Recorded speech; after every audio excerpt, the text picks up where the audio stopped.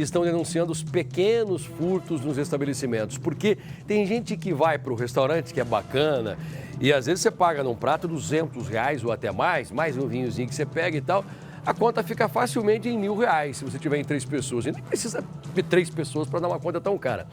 Aí os donos de restaurantes perceberam uma coisa, que quem vai e paga a conta, às vezes se sente tão lesado na cabeça da pessoa que ela precisa compensar de alguma maneira. Aí ela vai no banheiro, percebe que tem uma decoração bonita, coloca na bolsa. Ou ela olha para o saleiro, que é um saleiro muito bonito. Alguns restaurantes de luxo de São Paulo pegam, por exemplo, saleiros lá da Europa. A pessoa, opa, não, isso aqui eu vou colocar também na bolsa, vou levar embora. Ou os talheres, que são muito finos. Nós conversamos com o dono de restaurante aqui de São Paulo, em Itaim Bibi, e ele disse que na conta dele, porque ele vai, no final do mês, ele percebe quantos garfos tinham, quantos ficaram. E ele vai fazendo um levantamento, nos últimos meses, ele já perdeu pelo menos R$100.000 em pequenos furtos, imagina. É impressionante o número de pessoas roubando dentro dos restaurantes. Por isso que a gente sempre fala, não tem esse negócio de achar que a marginalidade só está na periferia, que a pessoa rouba porque ela não tem oportunidade, rouba porque é pobre. É até um desaforo, né? Você falar que pobreza é sinônimo de calhordice. Claro que não. A pessoa que é rica rouba também. Só que ela não fala que ela rouba e muitas vezes quando ela é flagrada ela diz que tem um distúrbio, ela não fala que é mau caráter, mas rouba tanto quanto. Guardanapo, saleiro, saboneteira, até sabonete é levado de restaurante assim. Nós fomos visitar alguns lugares e você vai entender melhor essa história que é daqui, é de São Paulo, é pra gente assistir juntos, no ar. Levaram uma lembrancinha do restaurante, mas não tem nada de fofura, tem outro nome, furto. E o prejuízo para os restaurantes já passa da conta. No restaurante do chefe Lisandro Lauretti, o desaparecimento dos objetos aconteceu aos poucos. Primeiro, os guardanapos de pano, exclusivos da casa. Depois, saleiros, pimenteiros e até as saboneteiras de inox dos banheiros. Não foi um caso isolado. Foram furtos repetidos ao longo dos anos. A gente começou a observar o comentário dos garçons, que são geralmente o atendente, né, que está mais próximo, abordando com aquela questão: olha, a gente viu o cliente botar um guardanapo na bolsa, o que a gente faz? O caso dos guardanapos chama a atenção pelo tamanho do prejuízo. O restaurante perdeu cerca de 10.000 unidades feitas sob encomenda e com a identidade visual da casa. Realmente, o preço é um preço unitário baixo, mas o fator de multiplicação acaba virando porque o volume foi muito alto mesmo. A gente tinha um lote de 10.000 unidades que foi feito exclusivamente e depois de 2 anos e pouco assim a gente não tinha mais os guardanapos. Os saleiros e pimenteiros também viraram alvo. Cada conjunto era importado e custava cerca de 60 euros, mais de R$350. O chefe conta que cerca de 100 peças desapareceram.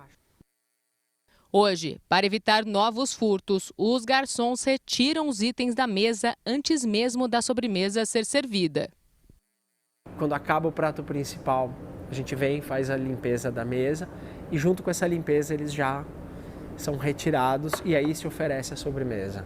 À primeira vista, pode parecer que o desaparecimento de um saleiro, de um guardanapo ou de um talher não faz diferença. Mas é justamente o acúmulo desses pequenos furtos que tem mudado a rotina dos restaurantes. Objetos foram retirados das mesas. Outros deram lugar a versões mais baratas e alguns simplesmente deixaram de existir para evitar novos prejuízos. Nós podemos avaliar vários pontos de vista sobre as pessoas furtarem dos restaurantes.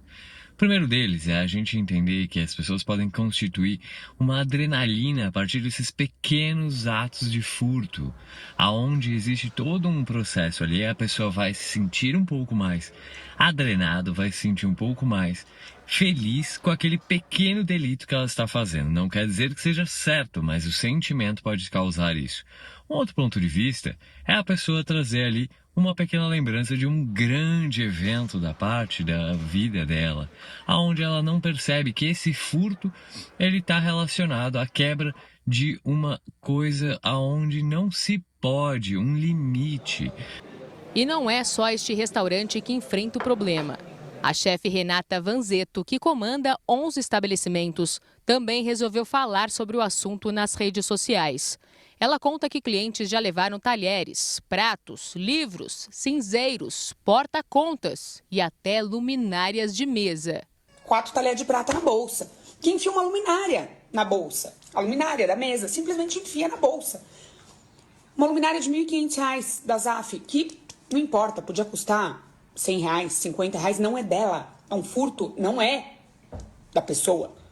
Nas redes sociais, o hábito chegou a ganhar um apelido, furto fofo. Mas para o setor de bares e restaurantes, a história está longe de ser engraçada. Com margens de lucro cada vez menores, a reposição de uma única peça pode consumir todo o lucro obtido com uma mesa inteira. O setor ele opera com margens muito apertadas. E aí, quando um cliente leva uma caneca de cobre que custe R$50, muitas vezes toda aquela experiência que o empresário investiu para atender bem o cliente dentro do seu estabelecimento, ele leva prejuízo. O que para alguns pode parecer apenas uma recordação, para os restaurantes é prejuízo e também crime. No fim das contas, quem paga por esses pequenos furtos não é apenas o dono do estabelecimento, mas todos os clientes que acabam encontrando menos itens nas mesas. E muitas vezes, produtos mais simples para compensar as perdas. Furto é furto. Alguém pagou por isso e não é legal você pegar algo de alguém, né, sem pedir. Agora eu fico pensando, a pessoa vai roubar um saleiro, hein, Raquel? O que a pessoa vai fazer com o saleiro? Vai levar para casa, matar o nome do restaurante ali? Como é que ela vai colocar na mesa, né, para servir para visita, hein, Raquel? É demais, né, Passaia? Boa tarde para você aí, para todos, né? E vai servir como decoração na casa, né? Vai usar no dia a dia. Você sabe que esse negócio de furto aí no casamento, Passaia? Ó, pessoal aí, o que levou de canequinha do meu casamento, depois eu tive que pagar a conta. Eu avisei do vaso de decoração, falei para as tias, ó, gente, o vasinho não é para levar porque é da decoradora. Mas eu esqueci das canequinhas e o pessoal levou quase tudo, Passaia. Aí você teve que pagar, é lógico, o casamento era seu. Então, você aí pagou veio a conta prejuízo pelos depois. seus. E olha que eu peguei uma canequinha mais simples, porque eu falei, o pessoal não vai querer levar essa canequinha, mas teve gente que levou e eu não sei como que colocou, se enrolou no paletó, na bolsa. Muito. Olha, esses dias eu conversei com o dono de uma pousada e ele me disse o seguinte, Passaia, nós aumentamos um pouco o valor da hospedagem, sabe por quê? Tem muita gente que às vezes leva a toalha. Que ela vai para a hospedagem, ela gosta da toalha, ela quer levar. E eu não vou pegar, e hotel nenhum faz isso, nenhuma pousada, né? Ó, por favor, antes da gente fechar aqui, fazer o check-out, eu preciso contar as toalhas para saber se o senhor está roubando alguma coisa. Ninguém vai fazer isso. Então, sabendo que existem alguns hóspedes que levam as toalhas para não ficar no prejuízo, principalmente os hotéis que oferecem toalhas melhores, começaram a aumentar um pouquinho o valor da hospedagem para poder não ficar no vermelho. Já pensou? Que coisa impressionante?